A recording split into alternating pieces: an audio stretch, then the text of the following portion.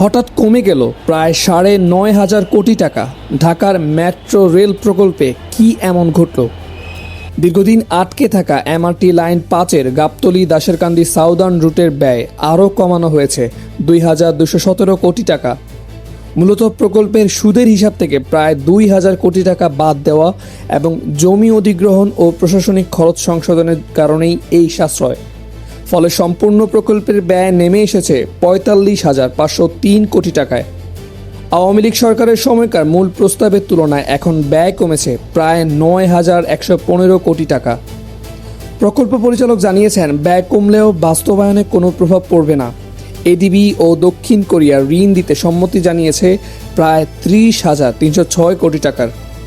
১৭ কিলোমিটারের এই রুটে থাকবে গাবতলী থেকে দাশেরকান্দি পর্যন্ত মোট ১৪টি স্টেশন, যার বড় অংশ হবে পাতাল পথে।